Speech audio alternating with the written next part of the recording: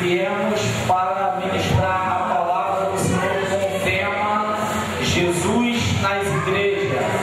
Iremos falar da trajetória de Jesus, para que veio e o que ele veio fazer nas igrejas. Espero que os irmãos tenham essa palavra no coração e estejam sempre assistindo. A paz, querido, que Deus nos abençoe. A paz do Senhor, querido. Muito alegre e feliz nessa noite. Gostaria que vocês, queridos, abrissem sua Bíblia comigo no Evangelho de Mateus, capítulo 4, versículo 23. Depois não fechem a Bíblia, que nós vamos estar lendo mais algumas passagens. E quem achou, diga amém. Está escrito assim, versículo 23 do capítulo 4 de Mateus. Percorria Jesus toda a Galiléia, ensinando nas sinagogas, pregando o evangelho do reino e curando de toda sorte de doenças, de enfermidades entre o povo. E sua fama correu por toda a Síria. Trouxeram-lhe então todos os doentes, cometidos de várias enfermidades e tormentos, endemoniados, lunáticos, paralíticos, e eles o curou. E da Galiléia, Decápolis, Jerusalém, Judeia e da além do Jordão, numerosas multidões o seguiam. Agora vamos para Mateus, capítulo 26, versículo 71. Amém? E saindo para o alpendre, foi ele visto por outra criada, a qual disse os que ali estavam: este também estava com Jesus o Nazareno. E ele negou outra vez, com juramento: não conheço tal homem. Logo depois, aproximando os que ali estavam, disseram a Pedro: verdadeiramente, és também um deles, porque o teu modo de falar lhe denuncia. Agora vamos para Lucas, capítulo 4, versículo 16. Indo para Nazaré, onde fora criado, entrou num sábado na sinagoga, segundo o seu costume, e levantou-se para ler. Podemos assentar. Talvez você esteja se perguntando: por que ele leu Mateus e por que ele leu Lucas? Porque os quatro evangelhos falam do mesmo assunto, mas Mateus, ele escreve para o povo judeu. É isso que precisamos entender. Por que quatro evangelhos? Porque quatro homens falando da mesma pessoa. Era para que cada povo entendesse o que Jesus vinha fazer aqui na terra. E Mateus, com seu linguajar judaico, falava mais para o lado dos judeus.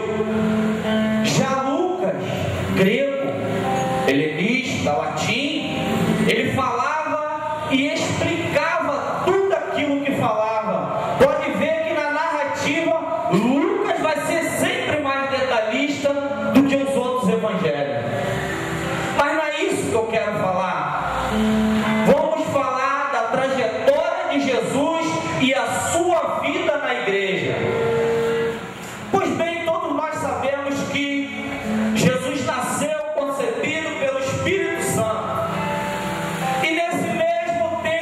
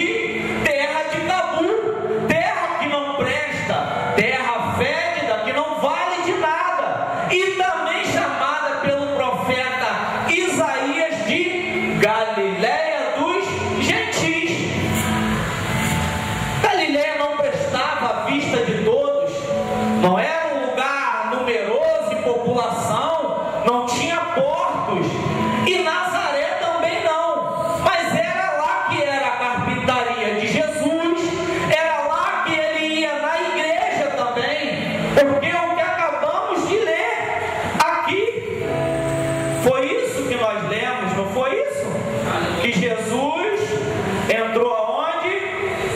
Na sinagoga. A sinagoga era o quê? A igreja da época. Agora vamos ver como é que funcionava uma sinagoga para ser sinagoga. Uma expressão que Jesus usa, sinagoga de Satanás, ou seja, igreja de Satanás, igreja vendida, corrompida, aonde só vale o dinheiro, aonde só vale a amizade. Mas a Galileia de Nazaré era diferente. Aí Jesus está lá. Os muçulmanos guardam toda a sexta-feira. O judeu guarda e nós cristãos guardamos o domingo. E todo sábado Jesus ia para a igreja como de costume. Aqui eu paro para falar. Tem um espertalhão na internet desviando muito crente, falando que não precisa ir mais para a igreja, que crente precisa ficar em casa, porque não precisamos mais. Eu quero que ele me explica o que Jesus estava fazendo todo o santo sábado na sinagoga. Se não precisa ir para a igreja, o que Jesus estava fazendo lá ao sábado? E tem mais, você vai ver o que Jesus fez na sinagoga. Uma sinagoga, para ser sinagoga, ela tinha que ter no mínimo 10 pergaminhos escritos pela linhagem da família de Esdras. Era 10 pergaminhos. E lá era estudada a Torá 12 horas por dia. Crente tem que ler Bíblia. Fala aí, fala para o seu irmão. Crente tem que ler Bíblia. E Jesus estava lá. Vamos ler de novo. Lucas capítulo 4. Indo para Nazaré, onde fora criado, entrou no sábado na sinagoga, que é a igreja, segundo o seu costume. Então ele fazia isso sempre. Levantou-se para ler. Então lhe deram o livro do profeta Isaías, e abrindo o livro, achou o lugar onde estava escrito. Por favor, por gentileza, abra comigo em Isaías capítulo 61, versículo do 1 e do 2.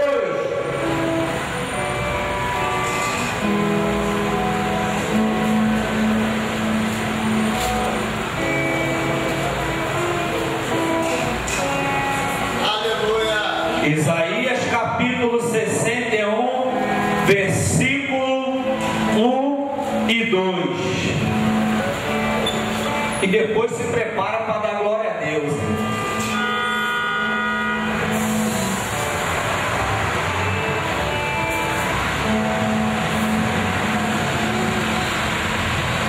Isaías capítulo 61, versículo 1 e 2. Vamos ver como é que funcionava a sinagoga na época de Jesus?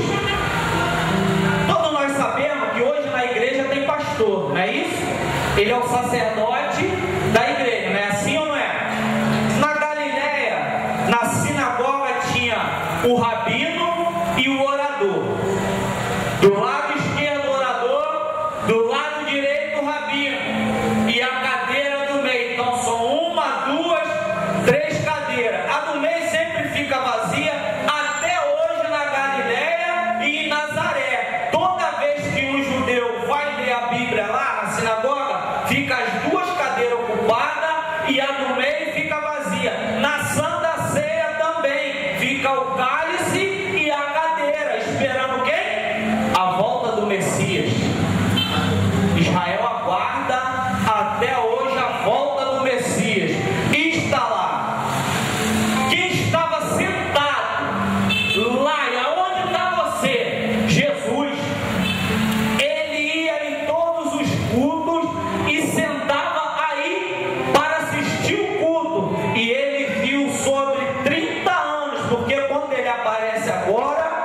manifestado com 30 anos.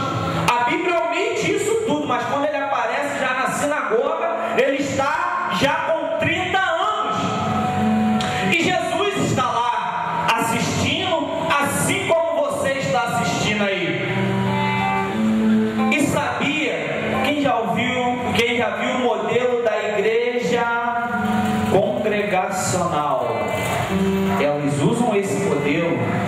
Eles estão aí e falam: a palavra está comigo. Aí ele levanta e vai ler. Lá na Escolhido, o pregador na hora. Para quem não sabia disso, esse é um modelo de igreja. Eles não estão errados não. Eles fazem como se fazia antigamente. E Jesus está aí. De repente ele se levanta e pede a palavra.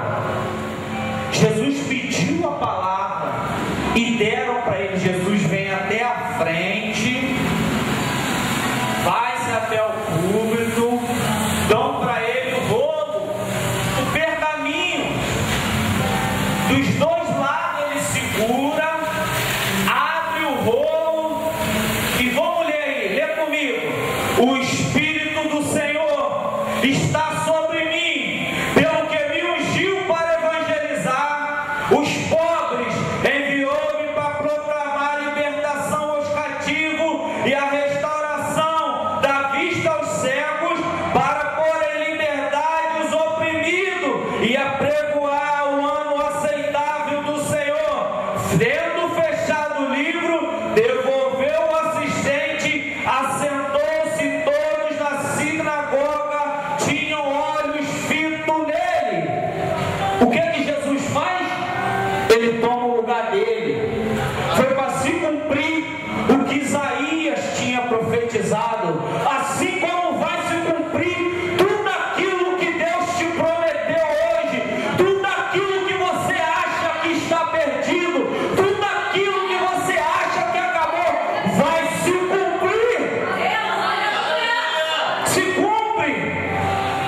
Jesus continua, sai da sinagoga, como ele mesmo fala, profeta de casa não tem. Quiseram bater em Jesus, fizeram um alvoroço, vamos bater em Jesus. O que Jesus faz? A Bíblia vai falar assim, ó, ele sai pelo meio deles. Ei, tudo aqueles que estão te enfrentando, todos aqueles que estão te chamando para briga, sabe o que você faz? Sai pelo meio, não perde tempo discutindo e nem brigando. Fala com o seu irmão aí, tenha temperança, domínio próprio, longanimidade. Agora fala para eles, são os frutos do Espírito. E Jesus continua. Aí vem Jesus, por onde? Galiléia. Aí surge João Batista batizando. Aí o povo, isso é uma nova doutrina. Antes lavava só as mãos e lavava os pés. Agora ele está emergindo na água. Lá vem Jesus para ser batizado. Aonde? Galiléia. Jordão ficava lá também. A Galiléia, é incrível isso. Aí Jesus é batizado e continua. Jesus vai começar a chamar os seus discípulos. Aonde? Aonde? Na Galiléia. Quem estava lá no bar? Pedro,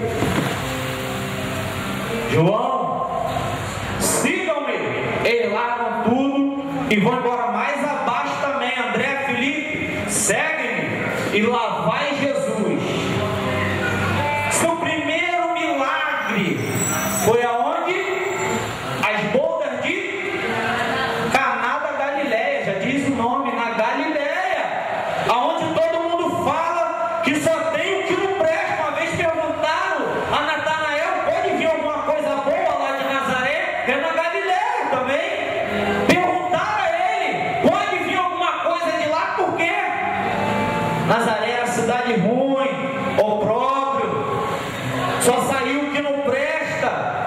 Terra de Zebulon, de Naftali, terra vendida, sem valor. Talvez alguém olhou para você um dia e falou, você mora na Galiléia e saiu lá de Nazaré, você não tem valor nenhum.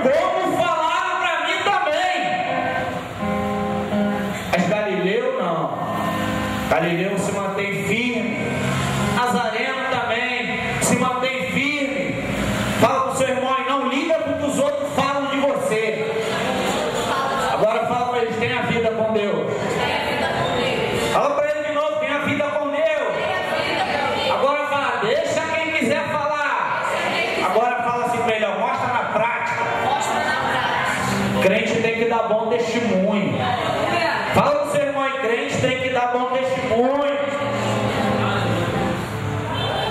Testemunho vale muito do que tu falar.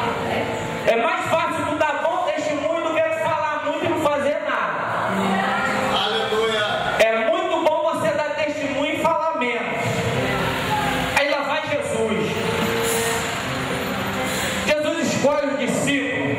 Quando eles sobem em Jerusalém, foi um alvoroço total. É só você acompanhar o Evangelho em ordem cronológica. Quer ver? Tem um livro muito bom de João Ribe Palarim. Ganhei esses dias. E vai Jesus. Quando ele chega em Jerusalém, foi um alvoroço muito grande. Por quê? Jerusalém era uma cidade rica, portos, o comércio também era muito bom. E quando eles entram em Jerusalém, todos desarrumados, simples, sem nada de esplendor, não tinha nada para oferecer. Todo mundo toma um susto, é um alvoroço total. É só você acompanhar e ler a Bíblia que vocês vão ver isso. E Jesus entra por Jerusalém e vai.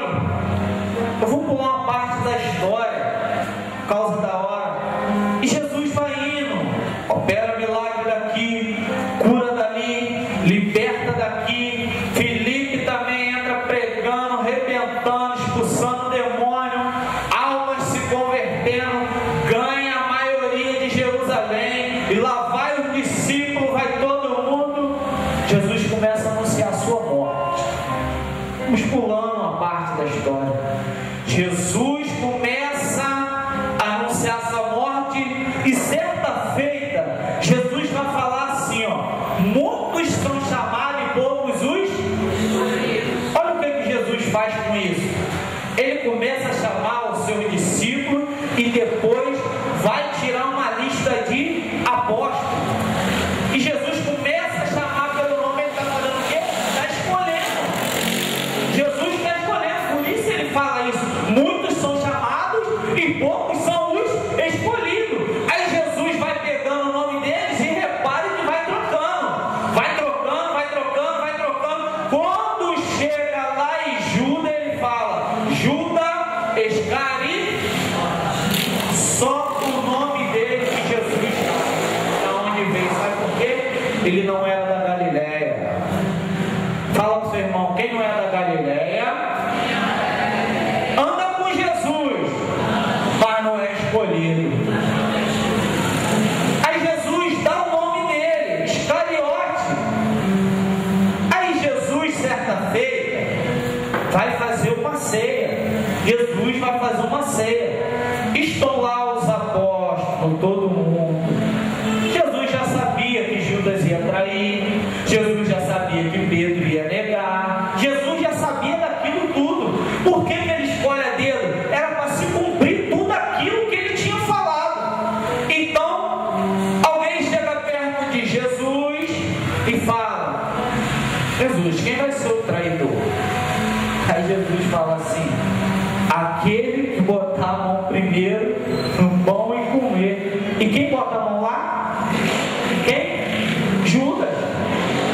Sabe por que acontece? Porque muitas coisas na vida do crente vai errado. Ele não espera a hora de Jesus. Ele é apressado para tudo. Judas, ele era apressado para tudo. Ele saía na frente dos outros. Ele comia primeiro dos outros. Ele reclamava por que não lavava a mão para comer. O Judas olhava tudo, ele criticava e era inteligente porque ele era o tesoureiro. O que é que eu quero dizer com isso? Espera o tempo de Deus. Espera, fala com Jesus o que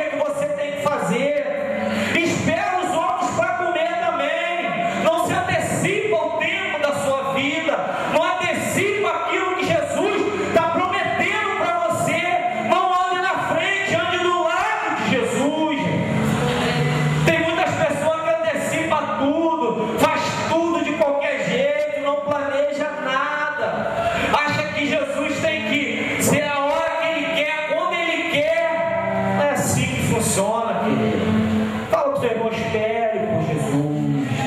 Espera por Jesus. Aí ele come, coloca a mão e leva a boca. Aquele era o traidor. Tem um pregador que chama ele de bruxo. Eu ri muito quando eu vi isso. Aquele bruxo. Mas Jesus já sabia de tudo. Por isso que Jesus escolheu ele. Foi por isso que Jesus escolheu ele e tantos outros, porque tinha que cumprir a Bíblia todinha, a palavra. Você vai acompanhar que Isaías vem falando, Miqueias vem falando: ei, do Egito eu chamei meu filho. Jesus volta para o Egito, sai do Egito. Você vai ver Isaías falando: e porás o nome dele de Emanuel. A Bíblia tinha que se cumprir.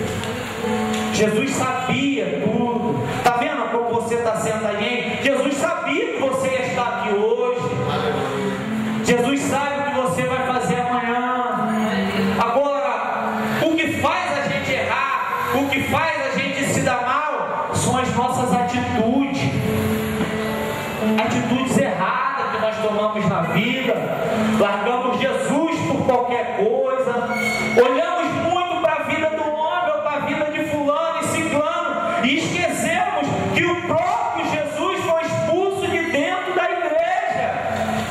Não podemos olhar para a vida de A nem para a vida de B. Jesus foi assim, mas ele não parou. Ele tinha que cumprir aquilo que foi entregue em suas mãos. Você tem que cumprir aquilo que Jesus um dia depositou na tua mão. Você tem que cumprir a missão que Jesus te deu. Aleluia. Pastor tem que cumprir a missão do dia que prometeram a ele. Lembra no culto de ontem, quando eu falei? Foi justamente naquele lugar onde eu trabalhei esses anos todos atrás que Deus usou aquela menina ainda muito jovem para mim, mas eu permaneci, eu andei, eu caminhei, voltou tudo, se cumpriu tudo. Você tem que esperar o tempo de Deus na tua vida. Eu tinha 18, hoje eu vou fazer 30. Olha quantos anos se passaram. A minha filha já vai fazer 5 anos. Mas eu tive que passar aquele momento todo. Eu tive que aprender sofrendo, chorando, gemendo, mas não perdi o fio da caminhada. Não perca Jesus, querido. Não faça isso. Não se desvie por causa de A, por causa de B. O seu alvo é Cristo. Jesus sempre ensinou isso. Jesus sempre pregou arrependimento do pecado, reino do céu. Jesus não ficava pregando que você tinha que dar dinheiro para ser salvo, ou que você tem que dar X. E nós aqui também não pregamos isso, querido. Nós pregamos o Jesus Salvador. Nós pregamos arrependimentos de pecado. O que leva o homem para o céu é compromisso com Deus e separação do pecado. É isso que leva o homem para o céu. Agora, o que fulano faz, o que ciclano faz, não me interessa. Agora, se estiver dentro da igreja, nós como líder, assim como Jesus ensinou, nós vamos ensinar. Aí Jesus vai, passou a ceia, Páscoa, passou tantos eventos e Jesus continua. Aí Judas entrega Jesus, vai lá e dá um beijo, que era saudação lá, costume da onde? Iscariote. Tu não vai ver nenhum outro beijando Jesus. Quem viu outro discípulo beijar Jesus aí? Se viu, eu ainda não vi. O único que beijou Jesus foi quem? Judas. E entregou Jesus por quanto? Quando? 30 moedas. Aí está a diferença de Galileu e de Nazareno. Não se vende. Porque Galileu cheira quê? Peixe, são pescador de alma. Iscariote cheira dinheiro, corrupção, trairagem, disse-me-disse, fofoca, Então só quem é Galileu e Nazareno dá glória a Deus assim, ó. Só quem é Galileu e Nazareno. Iscariote deixa pra lá. Só quem é Galileu e Nazareno permanece firme. Aí Jesus é entregue. Aí para Jesus mostrar que todo mundo tem falha, só ele era perfeito, ele permite também que Pedro negue. Ele era Galileu. Chegaram até Pedro, uma mulher chegou até ele e falou: você andava com ele, não andava, Pedro? Não, eu não ando não. Pedro, a sua fala te condena. Quem anda com Jesus fala diferente. Não adianta você querer fugir da sua responsabilidade. Você fala diferente, o seu andar é diferente. Quando olham para você, vê a diferença na sua vida, a diferença da vida do Galileu, do Nazareno com Iscariote, todo mundo logo vê. Iscariote só vive quebrando a cara, só se mete em falcatrua. Galileu não, passa sofrendo, glorificando. Nazareno passa dando glória, aleluia. Essa é a diferença do Galileu, do cristão para o mundo, andando diferente, glorificando e exaltando o nome do Senhor. Queridas, hora já são avançadas, eu fico por aqui, que Deus nos abençoe e fale melhor no seu coração.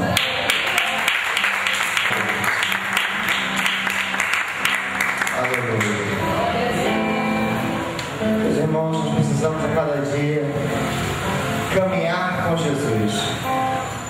A Bíblia diz algo que às vezes parece que viver a Bíblia é totalmente impossível.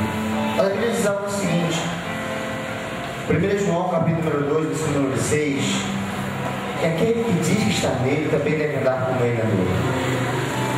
Sabe o que fazia com que eles olhassem e dissessem: Pedro, tu é um deles, tu fala como ele, tu anda como ele, tu se comporta como ele. Amados, precisamos a cada dia andar com Cristo, não apenas absorver as manias que o Evangelho nos apresenta, porque o Evangelho é uma filosofia que modifica a nossa vida, mas também de caráter e personalidade e de vida como cidadão. Que as pessoas olhem para nós e assim como olhou para os cristãos na Antioquia e disseram: esses aí são cristãos, porque se parecem com Cristo. Amém?